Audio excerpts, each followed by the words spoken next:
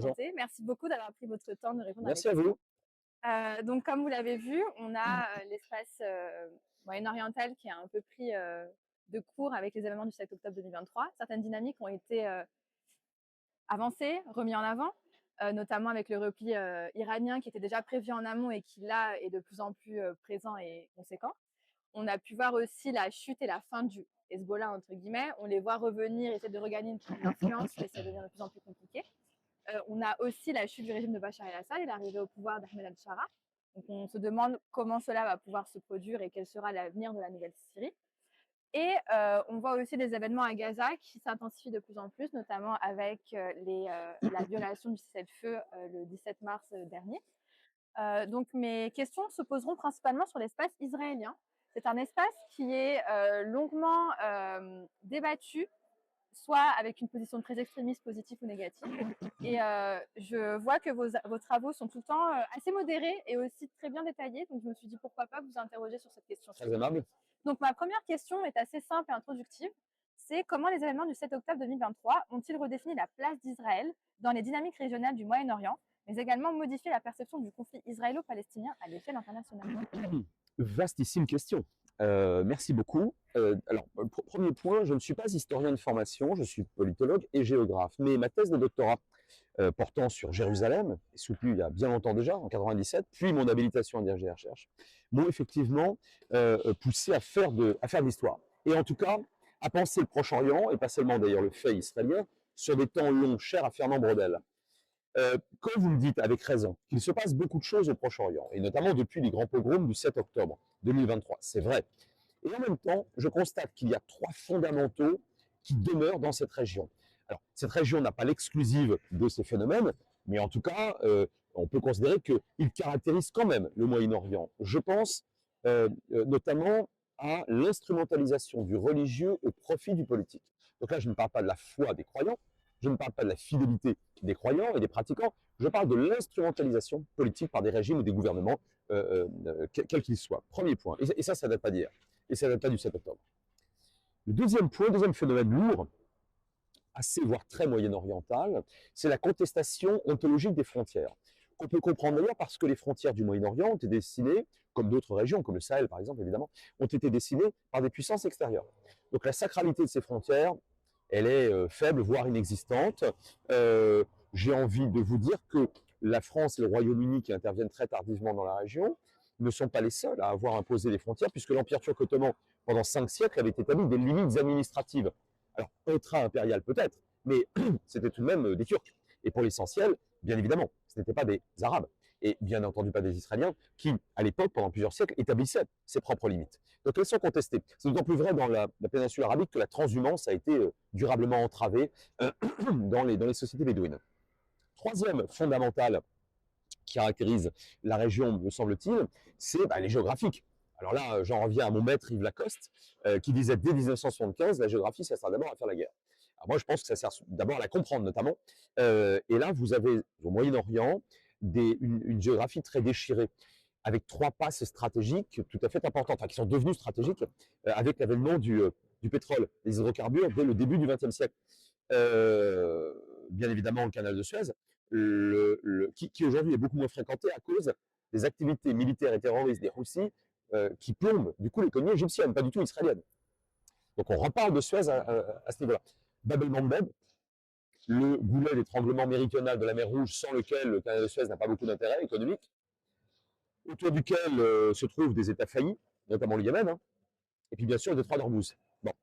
Si vous ajoutez à cela, toujours en géographie et sur le plan énergétique et économique, que la répartition hydrique et la répartition minérale et des ressources et des richesses naturelles commercialisables est très particulière, la répartition elle est très inégale, en quelque sorte, vous trouvez, ça ajoute à la complexité géopolitique de la région.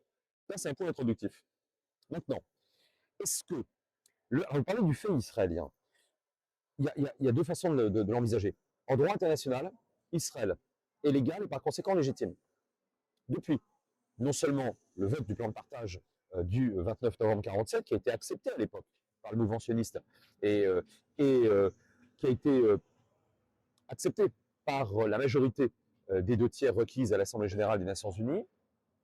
Et le 15 mai 48, la proclamation de l'État d'Israël a donné lieu à une reconnaissance immédiate des grandes puissances, y compris du RSS d'ailleurs, et ensuite de tous les États occidentaux et maintenant au-delà.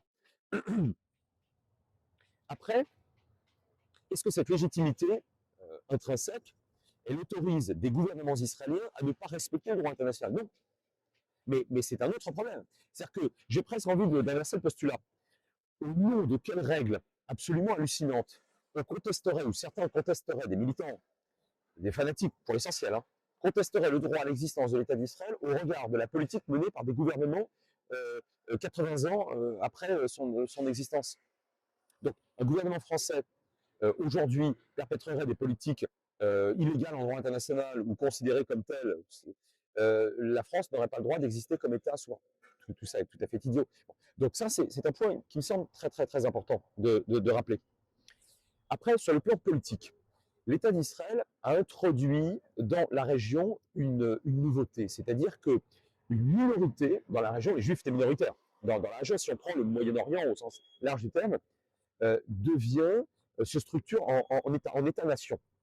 Alors, je dis que c'est nouveau, et j'introduis tout de suite une petite nuance, parce qu'en Irak, donc créé au début des années 30, hein, par les Britanniques notamment, en Irak, en Jordanie évidemment, des minorités sont au pouvoir. Enfin, les Bédouins vont devenir minoritaires en Jordanie avec l'afflux des réfugiés palestiniens, et en Irak, la minorité sunnite domine. Mais enfin, l'Irak n'est pas dominé par les sunnites en tant que peuple, alors que Israël, fruit politique du sionisme, se perçoit comme l'État du peuple juif, et non pas de la religion juive. Hein. Et là, on a quelque chose, alors pour le coup, de très fondamental dans l'identité israélienne. Ensuite, je vous dirais que, là encore, et pour arriver très directement à votre question, l'État d'Israël fait preuve, sur le plan géopolitique, d'une assez grande banalité. En fait, il fait la guerre, il fait la paix, comme David notamment, la Harava notamment, il lutte, il se défend, parfois il ne respecte pas le droit international, parfois il perpètre des crimes de guerre. Donc les gouvernements en place, tel ou tel gouvernement, hein, et en même temps, on a affaire à une véritable démocratie. Elle est très imparfaite. Hein. Mais par ailleurs, nuance à ma nuance, si vous me donnez une démocratie parfaite, je vous offre un chocolat chaud. Alors oui, peut-être le Liechtenstein, le Grand-Duché de Luxembourg, je ne sais pas, franchement, ou l'Islande. Donc dans la région, en tout cas, c'est très rare, vous me l'accorderez, c'est même à peu près unique. Ça signifie quoi?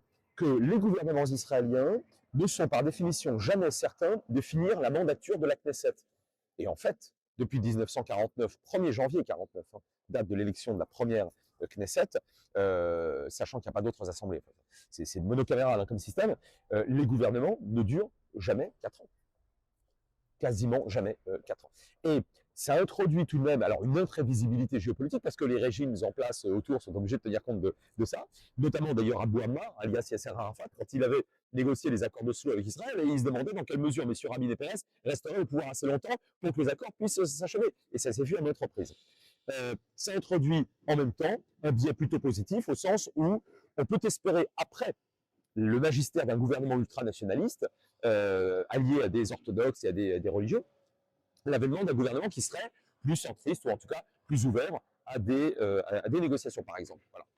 Alors, une fois qu'on a dit ça, je vous dirais que le 7 octobre n'invente rien d'autre qu'un nouveau rapport de force, parce que la nature du coup porté par le Hamas, je dis bien la nature, pas l'ampleur, la nature, c'est-à-dire une attaque pas seulement militaire. Bon, le Hamas fait la guerre, mais Israël aussi fait la guerre. Franchement, alors ça aurait donné lieu à une riposte militaire classique. Bon, mais le volet pogromiste, le volet assassin de masse du Hamas, enfin du 7 octobre, introduit, en tout cas aux yeux des Israéliens, pas seulement d'un gouvernement nationaliste, aux yeux de l'état-major, bien sûr, qui n'est pas uniquement nationaliste d'ailleurs, et de la population, y compris des gens de gauche, quelque chose de nouveau, quelque chose de profondément traumatique, au sens où l'État d'Israël a été bâti pas seulement, mais aussi pour protéger les Juifs. Je dis pas seulement, mais aussi pas seulement parce que le sionisme commence dans les années 1880. Il n'a rien à voir avec la Shoah au départ, hein, et même pas tellement d'ailleurs avec les pogroms. On pourra y revenir. Et la population, mais également l'état-major qui doit retrouver une crédibilité dissuasive, mais également le gouvernement qui doit pouvoir rester en place, s'accrocher au pouvoir et rester en place, alors que dans d'autres pays, il serait tombé sur un tel coup, vont riposter, porter une riposte excessivement massive, de façon à comment vous dire ça? C'est pas une façon du tout de la légitimer, mais j'essaie de vous expliquer le point de vue israélien de façon à euh, moins se venger que d'indiquer à d'autres ennemis futurs ce qu'il en coûte de perpétrer des massacres de civils. Et encore une fois, ce n'est pas une phase, mon propos n'est pas moraliste, il est géopolitique. Je pense que le Hamas, en perpétrant le volet ou la partie pogromiste sur les civils, il savait qu'il se suicidait. Le terme est fort, hein, mais je l'assume. Il savait qu'il se suicidait. Pourquoi? Parce qu'Israël allait riposter avec une énergie et une violence sans précédent, et parce que ce Hamas ne serait soutenu par personne. Et le Hamas, vous le savez très bien, ce sont les Irwan, les frères musulmans. Les frères musulmans sont détestés par la plupart des régimes politiques et des gouvernements, d'ailleurs dans l'ensemble du monde arabo-musulman, mais peut-être plus particulièrement encore au Proche et au Moyen-Orient. Le reste, j'ai presque envie de vous dire que ça coule de source. Donc, vous avez parlé des rapports de force. C'est vrai qu'on a remarqué qu'Israël a montré aussi qu'il était beaucoup plus fort que que les années passées, notamment avec ses conflits contre le Hezbollah. Là, Israël a une armée et un armement conséquent qui est même l'armée la plus puissante actuellement au Moyen-Orient. Donc, comment vous interprétez l'attaque, pas l'attaque, mais l'assassinat d'Hassan Nasrallah et la destruction du QG? Est-ce que c'est une sorte de vengeance après des années où Israël perdait de nombreuses fois contre le Hezbollah? Ou est-ce tout simplement mettre un terme au Hezbollah et montrer qu'il serait capable de faire la même chose contre le Hamas et d'autres milices moyen-orientales? Question très, très géopolitique. Euh, je crois que Nasrallah est abattu pour deux raisons. Et le Hezbollah est durement frappé et vaincu d'ailleurs. Pour deux raisons. D'abord, il y a un effet, ce qu'on appelle en géopolitique, un effet d'opportunité. Vous êtes tendu, le ressort des énergies nationales est très tendu, l'armée est mobilisée contre, après le massacre du 7 octobre, et dans le même temps, depuis le 8 octobre, donc le lendemain, vous subissez des coups qui ne sont pas, alors qui ne sont pas extrêmement dangereux d'un point de vue géopolitique, hein, mais qui ressemblent davantage à des piqûres ou des coups d'épingle, hein, comme le voient les Israéliens, alors prétendument en soutien à la cause palestinienne, à la cause du Hamas, de la part du Hezbollah. Et c'est pas nouveau, mais là, c'est assumé hein, comme tel par Hassan Nasrallah. Donc le feu d'opportunité, il est là. Par ailleurs, vous avez une administration dont les Israéliens peuvent dire ce qu'ils veulent, mais elle a été extrêmement favorable à Israël. Il ne faut pas dire n'importe quoi. Monsieur Biden a été l'un des présidents les plus favorables à Israël en temps de crise et de guerre. Et attendez, face à un gouvernement ultra-nationaliste. Bon, donc là-dessus, les Israéliens ont reçu la quasi-totalité de ce qu'ils demandaient, hein, du côté à la fois sur le plan politique et sur le plan militaire. Donc il y a eu un effet d'opportunité de frapper maintenant fort le Hezbollah. Mais plus intéressant, je pense que il s'est agi pour le gouvernement israélien de tenter d'en finir avec la menace nucléaire iranienne. Pourquoi je vous parle de la menace nucléaire iranienne? Vous le savez, très connaisseuse de la région. Mais le Hezbollah a été créé en 82 de toutes pièces par Hafez al-Assad, à l'époque le père de Bachar, et par les services de renseignement iraniens pour défendre la cause de l'Iran dans la région, et en fait plus précisément de l'axe chiite, ce que j'appelle le pan-chiisme. Et le Israël comme punching ball a toujours été extrêmement pratique. En réalité, je pense fondamentalement que le Hezbollah est dirigé par des gens certes fanatiques, mais pas du tout stupides. Ce sont des gens qui sont extrêmement forts sur le plan de la réflexion géopolitique. Nasrallah était un vrai stratège, hein, un vrai stratège. Et le coup, c'est pas tellement pour le Hezbollah, c'est pas tellement qu'ils ont perdu un chef. Un chef peut être remplacé immédiatement par un numéro 2. C'est que lui était un vrai stratège. Je ferme cette parenthèse. Donc les Israéliens pensent que c'est maintenant qu'il faut mettre fin à la menace nucléaire iranienne. Comment? En cassant la possibilité instrumentale qu'a le Hezbollah, prétendument, d'empêcher Israël d'attaquer l'Iran. Parce que le schéma était le suivant. C'est un petit peu, je file la mort, pardon, je file la métaphore échiquienne des deux tours qui se soutiennent l'une l'autre hein, sur la même colonne. Si Israël attaquait l'Iran, le Hezbollah attaquait très puissamment Israël et notamment Tel Aviv. Si Israël attaquait le Hezbollah, l'Iran ripostait. C'est un schéma qui avait déjà connu une grande faiblesse. Je ne vous rappellerai pas, mademoiselle, qu'en juillet, août 2006, première guerre Israël-Hezbollah, l'Iran n'intervient pas. L'Iran n'intervient pas. C'est intéressant tout de même. Donc, envoyer les autres à la mort, c'est une chose. Y aller soi-même, c'en est une autre. Je referme cette parenthèse. Et là, les Israéliens, qui avaient consacré une énergie, un temps, une intelligence et des moyens techniques stupéfiants contre le Hezbollah, à l'inverse de ce qu'ils avaient fait contre le Hamas, et pour cause. Ce qui explique largement d'ailleurs le côté catastrophique sur le plan militaire et des renseignements face au Hamas avant le 7 octobre. Ils décident d'y aller maintenant. Et alors ce maintenant, ça a été notamment septembre, hein, septembre-octobre 2024. Là, c'est vraiment à ce moment-là que les Israéliens, pardonnez-moi l'expression, ont mis le paquet. De toute façon, le Hamas n'avait plus de capacité de projection militaire ou terroriste, appelez ça comme vous voulez, sur le sol israélien. Alors, il n'était pas vaincu, il n'est toujours pas, mais enfin, franchement, il y avait plus de capacité de nuisance. Et le Hezbollah a été littéralement, on va pas refaire l'histoire, mais littéralement décimé. Et le vrai, j'allais dire, le vrai tournant, ce sont les deux conséquences de cela. C'est la démonstration faite par l'aviation israélienne que l'espace aérien est nu. Il est nu. Les Israéliens peuvent entrer à peu près comme ils veulent et sans coup férir. Peuvent prendre une riposte balistique. On a bien vu qu'elle n'a pas fait beaucoup de dégâts. Elle a réussi, entre guillemets, malheureusement, à tuer un pauvre gamin palestinien. Les missiles iraniens, pour l'instant, font preuve de beaucoup d'innocuité face à Israël. Et ils l'ont montré à deux reprises, avril et septembre. Mais surtout, la chute de Bachar el-Assad. Il faut bien comprendre, et là on revient au temps, alors pas long, mais un peu long quand même. Hafez al-Assad prend le pouvoir en 70. Et là, vous avez un renversement des rapports de force dans la région. Il est très pro-soviétique, il s'arme de manière redoutable. C'est un général, lui, un général a priori compétent, parce qu'il y a beaucoup de généraux d'opérette dans la région. Lui, c'est pas un général d'opérette. 73, la guerre du Kippour, une guerre d'octobre, si vous préférez, est extrêmement violente, notamment sur le plateau du Golan. Et les Alaouites prennent le pouvoir. Si vous voulez, tout ça crée des conditions favorable à la création du Hezbollah chiite en 82-83 au Liban, mais la chute de Bachar el-Assad va à l'inverse priver le Hezbollah et vice-versa d'une force considérable. Je dis vice-versa parce que vous savez très bien que les fantassins qui ont permis, enfin la chair à canon terrestre qui a permis à Assad de rester au pouvoir outre l'aviation russe à plusieurs reprises, ça a été bien sûr le Hezbollah. Là, vous avez la coupure pour la fin de ce régime, au profit par ailleurs de gens qui ne sont pas des sociodémocrates néerlandais hein, quand même, hein, donc, on a affaire quand même à de véritables islamistes qui furent des djihadistes, c'est même le moins qu'on puisse dire, et qui sont violemment anti-chiites. Et donc aujourd'hui, le Hezbollah se retrouve isolé. On a une insularité politique et militaire du Hezbollah. Pas d'espace aérien, il est tenu par Israël. Pas d'espace terrestre, il est tenu par la Syrie et par Israël. Et pas d'espace maritime. Bah écoutez, tout ça, ça correspond à une très grande faiblesse. Hein. Et l'Iran est privé de son proxy le plus important.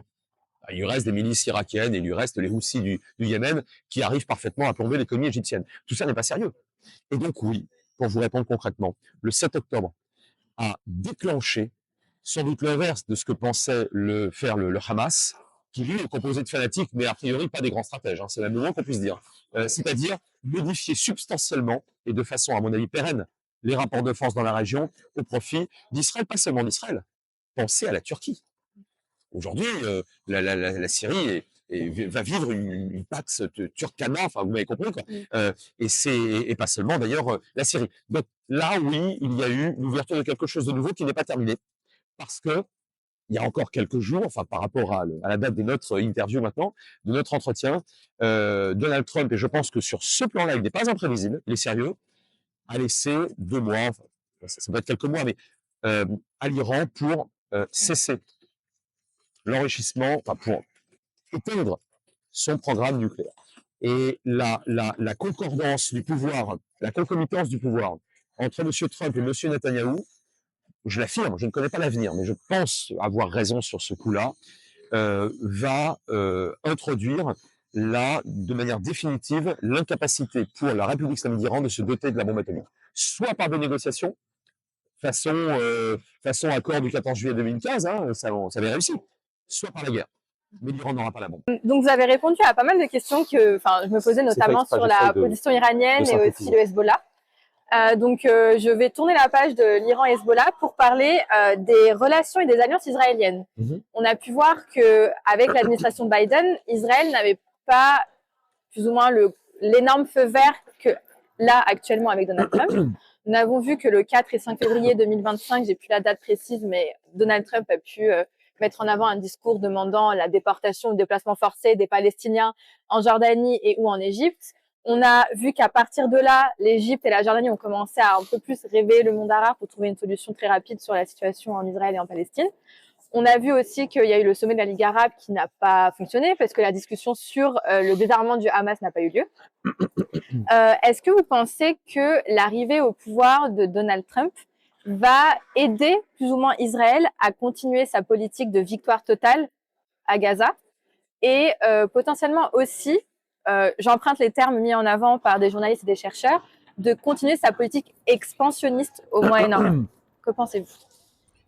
Je pense que l'arrivée au pouvoir à Washington, enfin le retour au pouvoir de Donald Trump, n'est pas susceptible d'accélérer le processus de l'avènement d'un État palestinien.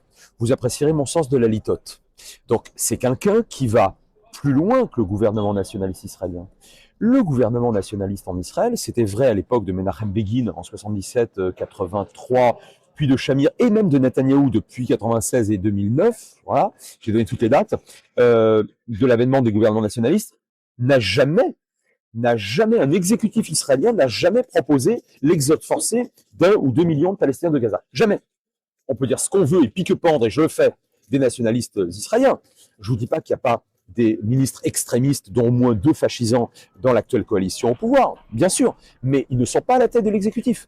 Et les enquêtes d'opinion qui sont faites régulièrement en Israël, parce que les sondages, c'est une espèce de sport national en Israël, ne donnent qu'une petite minorité de gens favorables à un exode forcé des Palestiniens, que ce soit vrai pour la Cisjordanie ou pour Gaza. Donc Trump va plus loin. J'ai presque envie de vous dire qu'il va ailleurs, pas plus loin, ailleurs dans les demandes israéliennes. Au fond, les Israéliens, et regardez la politique de Netanyahou sur des temps relativement longs, c'est le statu quo. C'est pas l'éviction des Palestiniens. Netanyahou n'est pas stupide, il a beaucoup de défauts, il n'est pas idiot. Il sait que politiquement, les Palestiniens dans la bande de Gaza peuvent poser un problème militaire pour certains, c'est le Hamas ou un problème terroriste, mais pas un problème politique. Si des centaines de milliers de Palestiniens de la bande de Gaza partent dans les pays arabes où ils ne resteront vraisemblablement pas, où ils obtiendront des visas pour aller en Occident, y compris aux États-Unis, qu'est-ce qui se passera dans les mois et les années et les décennies à venir? Eux et certains de leurs enfants militeront, et c'est tout à fait légitime et logique, pour la cause d'un État palestinien, mais dans des États puissants, notamment aux États-Unis. Pardon, mais quand vous regardez le visage figé de Netanyahou, lorsque, lors de sa conférence de presse, Donald Trump, sortant du bureau ovale et de leur discussion, dit qu'il faut créer une Riviera et que 2 millions de Palestiniens doivent repartir, Netanyahou n'acquiesce pas. Il est blême, il le regarde, il est figé, parce que c'est pas du tout, d'abord, c'est pas du tout ce qu'ils se sont dit. Donc, ça, c'est typiquement Trump qui n'a pas de surmoi et qui raconte à peu près n'importe quoi. Alors, attention, je dis bien à peu près n'importe quoi. Parce que le nord de la boussole de M. Trump, c'est le mercantilisme absolu. Il faut que $1 lui en rapporte 2. Or, Trump considère, sans idéologie, il ne s'intéresse pas fondamentalement à Israël, c'est pas son truc. Lui, avant qu'il ne devint politique, il était homme d'affaires. Et il avait investi où? Au Moyen-Orient, en Arabie Saoudite, pas du tout en Israël. Il n'y a aucune tour de Trump en Israël à l'époque, alors qu'il y en a beaucoup en Arabie Saoudite et dans d'autres pétromonarchies du Golfe. Donc lui, ce qui l'intéresse, c'est que après que les États-Unis ont versé à Israël et à l'Égypte d'ailleurs, au titre des accords de paix de Camp David de 79, des dizaines de milliards, que ce conflit rapporte maintenant aux États-Unis. Et puis les Palestiniens, tant pis, ils iront ailleurs, ils vivront de meilleures conditions en Égypte. Mais le reste ne l'intéresse pas. On n'est même pas dans des idéologies. C'est pour ça que je vous dis que Trump n'est pas un évangéliste quand il dit ça. Il n'est pas quelqu'un d'extrême droite ou d'extrême gauche. Et il n'est pas spécialement pro-Netanyahou. Ça ne l'intéresse pas. Ce qui l'intéresse, c'est que ça puisse lui rapporter. Ça, c'est le premier point. Le deuxième point, concernant cette fois le gouvernement israélien, aujourd'hui, il est très clairement et très absolument défavorable à la solution des 2 États. Là aussi, vous allez me dire, oui, si c'est pour nous dire ça, monsieur Ancel, on le sait, c'est une évidence. Mais j'aimerais quand même vous rappeler qu'en juin 2009, sous la pression d'un autre président américain, Barack Obama, Netanyahou est contraint, Obama lui a tordu le bras, est contraint de dire publiquement que la perspective à terme, c'est la solution des 2 États. Je vous dis bien, Benjamin Netanyahou lui-même. Alors, il ajoute immédiatement une condition, c'est que cet État soit démilitarisé. Mais ça, c'était déjà à peu près acquis à l'époque des accords d'Oslo, même Yasser Arafat n'insistait pas beaucoup là-dessus. Et de toute façon, les États arabes alentours ne veulent pas de militarisation palestinienne. Je pense évidemment à la Jordanie et à l'Égypte. Donc ça, c'est à peu près acquis. Et sans Jérusalem, ce qui évidemment là, pose vraiment problème. Mais enfin, en tout cas, il disait bien, sous la pression d'Obama, que c'était la perspective. Si vous voulez, Tout à l'heure, j'évoquais Begin. Begin est celui qui, lors de sa campagne électorale de 1977, très nationaliste bien sûr, dit « Le Sinaï que nous avons conquis en 67, j'y passerai mes vieux jours. On ne rendra jamais un pouce du Sinaï. » Un an plus tard, les accords de paix de Camp David, 2 ans plus tard, la paix est signée, et 4 ans plus tard, le dernier colon israélien quitte le Sinaï. Vous allez me dire, oui, mais Égypte, c'était 2 pays, c'est plus facile. Prenez Ariel Sharon. C'est tout de même pas un prix Nobel de la paix, Ariel Sharon. On est bien d'accord. Il n'est pas considéré comme une colombe. Il est Premier ministre en septembre 2005. Qu'est-ce qu'il fait? Il dégage Manu Militari, sans guerre fratricide d'ailleurs. Il n'y a pas eu de coup de feu, hein, si ma mémoire est bonne.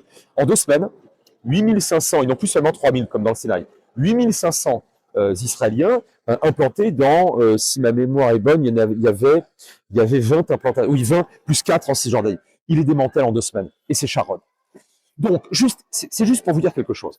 C'est que M. Trump ne fait pas d'idéologie. Si Israël, je disais récemment dans l'Express, où je suis accessoirement chroniqueur, si un jour la politique de M. Netanyahou, en Iran ou dans les territoires palestiniens, commence à coûter trop cher, au sens le plus prosaïque du terme, à M. Trump ne va pas accepter. 1. 2. Le gouvernement israélien, il est là pour encore au maximum 1 an et demi, puisque les prochaines élections auront lieu en principe dans 1 an et demi. Il peut tomber d'ici là. En tout cas, il est très fragilisé. On ne sait pas ce qu'il y aura après. Mais l'opposition, elle est forte en Israël. On le voit dans la rue, on le voit dans les enquêtes d'opinion, on le voit chez certains réservistes, etc. Elle est même très forte en Israël, l'opposition. Donc, considérer que la posture apocalyptique ou la posture pessimiste d'un certain nombre d'observateurs, qui peut se justifier au regard de l'évolution sur la situation et surtout de la difficulté de la situation sur le terrain, et notamment bien sûr dans la bande de Gaza, est pérenne et que, tout est foutu et qu'il n'y a plus rien à faire, mais vous savez quoi? Nous, là, en ce moment, on est en train de perdre notre temps. Et moi, je ne pense pas qu'on perde notre temps. Et je ne pense pas que les diplomates perdent leur temps. Je ne pense pas que les universitaires que nous sommes perdent leur temps à tenter d'expliquer à nos étudiants, les miens à Sciences Po notamment, qu'il y a des possibilités. Et des possibilités vers quoi? À mon avis, mais pardon d'être banal, c'est un avis onusien par ailleurs, hein, la plus juste, la moins mauvaise des solutions à terme, c'est évidemment celle des 2 États et de la frontière. Je suis un fanatique de la frontière. Une frontière n'est pas mécaniquement, n'incarne pas mécaniquement un front. Tout dépend de ce qu'on en fait de la frontière. Mais il y a 2 consciences nationales. Le sionisme, en tant que conscience nationale juive, on va l'appeler comme ça, l'État d'Israël, est et sont parfaitement légitime, mais je travaille depuis très longtemps sur le terrain, je parle les langues et je fais beaucoup de terrain. Et j'ai fait mes études dessus et je l'enseigne. Il y a aussi une conscience nationale palestinienne. Et il m'a été donné à maintes reprises de la sentir, de la découvrir, de l'entendre, de la lire, etc. 2 consciences nationales, 2 États. Et je pense que l'histoire n'est pas terminée et que ça pourra un jour advenir. Je vais regrouper mes 2 dernières questions ensemble. La première va concerner la Syrie directement. On a pu voir que la chute du régime de Bachar el-Assad et l'arrivée au pouvoir d'Ahmed al-Shara pose problème, pas que pour Israël, mais aussi pour pas mal de pays, notamment avec la politique passée islamiste d'Ahmed al-Shara, membre de Jabhat al-Nusra, Daesh, Al-Qaïda, puis maintenant Hayat Tahrir al-Sham. On voit que la Turquie arrive de plus en plus à prendre le contrôle de la Syrie, puisque Idlib a été assez facilité par la Turquie à cette période-ci. Ma première question, quelle sera la dynamique israélienne en Syrie, sachant qu'il y a une sorte de contrôle de la part d'Israël sur la région du Golan, et notamment les Druzes, qui eux aussi revendiquent un territoire autonome comme les Kurdes du Rojava. Et mon autre question va concerner la société civile israélienne, qui est de plus en plus en désaccord avec la politique de Benjamin Netanyahou. De nombreux pensent qu'il est encore au pouvoir et qu'il restera au pouvoir tant qu'il continuera la guerre, parce qu'il a quand même un mandat d'arrêt international qui lui colle à la peau. Il a aussi une opposition forte maintenant sur le territoire israélien, puisque la population pense que Benjamin Netanyahou ne pense plus aux otages, se fiche maintenant des otages, et ce qui s'est passé le 17 mars 2025, et qui ne sera pas réélu en cas de candidature prochaine qui, normalement, est dans pas longtemps, les élections présidentielles. 1 an et demi. Oui, voilà. Donc, quelle est la position maintenant de la société civile sur le conflit israélo-palestinien? Est-ce que l'opinion publique est d'accord pour avoir une solution à 2 États? Quel est votre ressenti? Alors, 2 questions très différentes. D'abord, la Syrie, qui est une question très géopolitique, très classique et finalement assez diplo et assez mili. l'actuel régime, le nouveau régime en place à Damas ne peut pas tenir sans la Turquie. C'est une création de la Turquie et du Qatar. Création non pas originelle, c'est un objet politique non identifié. C'est des islamistes qui, une fois arrivés au pouvoir, abandonnent ce qu'ils étaient jusqu'à présent, c'est-à-dire des djihadistes. C'est-à-dire qu'ils ne vont pas étendre, ils ont décidé de ne pas exporter, de ne pas étendre leur idéologie. C'est intéressant parce que les pays alentours, notamment la très faible et fragile Jordanie, ça l'intéresse que le régime au pouvoir à Damas ne cherche pas à lui imposer quoi que ce soit. C'est vrai aussi pour l'Irak. Alors, le Liban, c'est un cas à part. D'ailleurs, il y a déjà eu des tirs entre à la frontière, puisque entre l'armée libanaise et le nouveau régime syrien, puisque le Hezbollah, maintenant, il est très isolé, et ces gens-là ne plaisantent pas avec le Hezbollah. Donc, de ce point de vue-là, je pense qu'effectivement, ça va ajouter à la baisse de capacité de nuisance du Hezbollah. Alors, Israël, c'est un cas à part, parce que sur le plan militaire, vous l'avez dit, c'est une puissance absolument redoutable et inégalable dans la région, et ça va l'être bien davantage encore avec Trump au pouvoir, qui a donné un feu vert total à tout type d'exportation et de soutien diplomatique à Israël, et je vous l'ai dit, qui va plus loin que les revendications israéliennes. Et puis a priori, il est là pour 4 ans. Et de toute façon, si c'est pas lui, c'est son vice-président, je peux vous garantir que on aura affaire à quelque chose de similaire. Le Golan, conquis par Israël lors de la guerre des 6 jours de 67 et annexé en décembre 1981. Je l'ai toujours dit, d'ailleurs j'avais écrit dans un ouvrage qui a eu assez peu de succès, je dois le reconnaître, en 99, Géopolitique du Golan, ça me fait plaisir de le dire chez Flammarion. Le Golan est annexé de manière définitive. Je n'ai jamais cru, même pendant les accords d'Oslo, que Rabin et Peres auraient la majorité au sein de la population israélienne pour restituer ou abandonner la souveraineté sur ce plateau qui est hydrostratégique et qui est militaro-stratégique. J'en suis convaincu, de toute façon maintenant avec la chute d'Assad, la question ne se pose même plus, et dans les sondages en Israël, vous ne trouvez même pas quelques pourcents, peut-être même pas d'ailleurs dans certains pans de la population arabophone, puisque les Druzes, aujourd'hui en Israël, sont le fer de lance de l'armée israélienne. Pour beaucoup, ils votent au Likoud, et maintenant les Druzes du Golan ont basculé du côté israélien, puisque c'en est fini de leur fidélité à Assad. Assad n'est plus là, et je crois que c'est définitif aussi. Maintenant, les Israéliens ont croqué ces dernières semaines la partie, alors qui était le No Man's Land en fait, qui allait quand même de 2004 à 2008, d'altitude.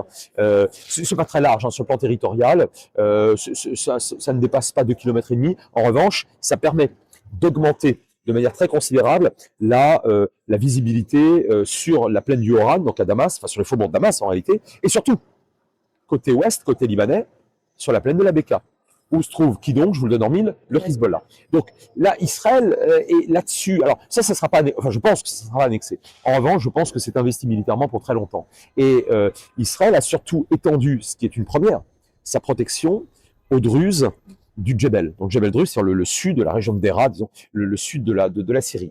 Ma dernière thèse en date, enfin celle que j'ai menée à bien et que j'ai fait soutenir à un doctorant, maintenant docteur, tout à fait brillamment, à l'Institut français de géopolitique de Paris 8, elle portait sur les Druzes, sur la nation druze.